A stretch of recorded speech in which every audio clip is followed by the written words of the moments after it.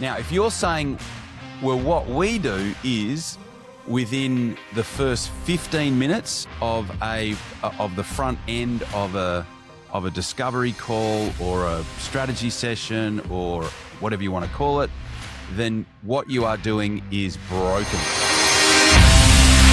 Welcome to the Master Dealmaker's Secrets podcast. And now, here's sales growth strategist, John Blake.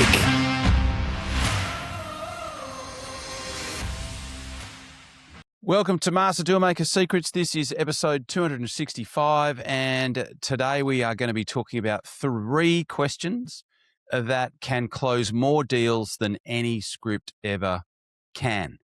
So most sales conversations fail in the first 2 minutes because the salesperson is already thinking about what to say next instead of what to ask. In most cases, they just want to talk about themselves, their company, and my favorite or my pet hate, which is, well, what we do is. Now, if you're saying, well, what we do is within the first 15 minutes of the front end of a discovery call or a strategy session or whatever you want to call it, then what you are doing is broken. And people are in that situation buying primarily in spite of your sales framework as opposed to because of your sales framework. So here are 3 diagnostic questions that uncover whether someone will buy before you even think about making some kind of offer to them.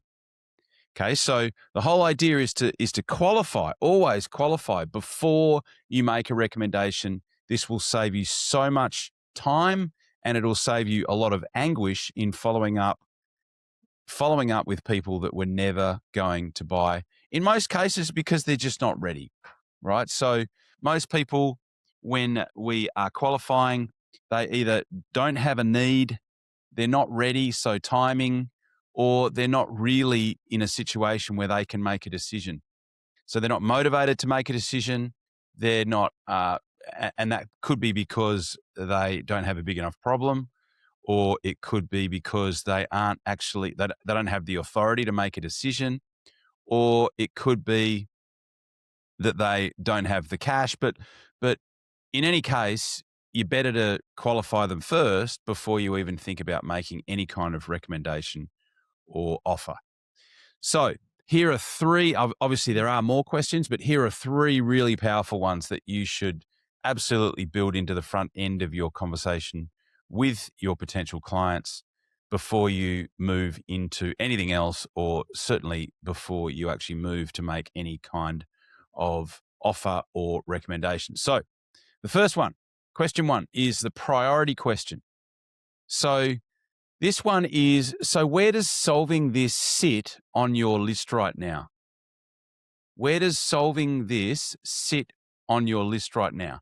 Now, unless they're saying, look, it's number 1, it's the most pressing thing, it's the number 1 thing we need to deal with, then it might be a situation where it's worth touching base with them later on. Again, why would you want to make an offer to somebody who isn't ready to buy now? Because all that's going to do is clog up your bandwidth, and it's going to mean that you're trying to follow somebody up that's not ready to buy yet. So you're better to simply delay starting the process with them, and so that you can actually focus on someone who is qualified and is motivated to do something now. So this reveals if they're ready to act or if they're just browsing. And so, look, I've said this a number of times. I might have even said it on here. I hear myself saying it all the time, is that the best salespeople, the most effective salespeople, the salespeople that get the best results are the salespeople that are simply good at one thing. And that one thing is spotting people who are ready to act.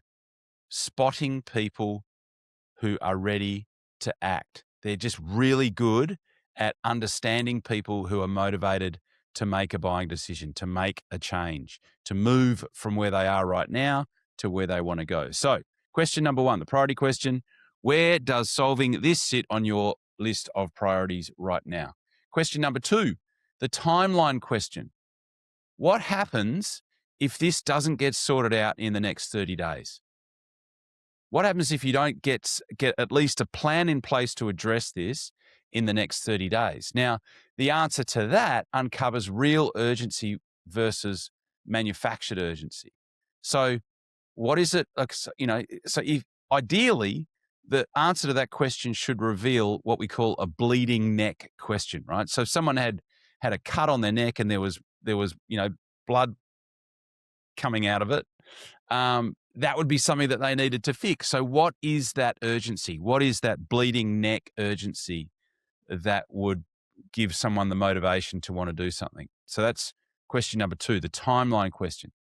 Question number 3 is the decision question. So tell me, walk me through how you've made decisions like this before. Now, this works powerfully because if you're dealing with, in a business to consumer type context, they will tell you about how this works in terms of their family, how they may, work these type decisions between themselves and their partner or their spouse. It could also, if you're in a business to business context, they will walk you through what their internal decision-making process is. So it shows you their buying process without asking who the decision maker is. It reveals who the other decision makers are. So these questions will tell you more about whether someone will buy than 30 minutes of pitching ever will. If you would like help uncovering exactly where you currently have missed opportunities like the one that we've just covered off on today, where you can add 20 to 50% in extra sales conversions, go to www.jblakerx.com. That's www.jblakerx.com, where you can book a sales diagnostic customized for your specific business, your industry, and what you sell.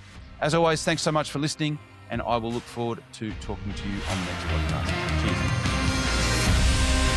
You've been listening to Master Dealmaker Secrets with John Blake.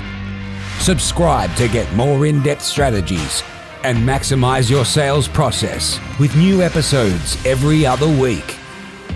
And double your inquiry to sale conversion with the lead flow you already have. Go to johnblakeaudio.com for his exclusive, free, no-fluff audio training and companion PDF guide.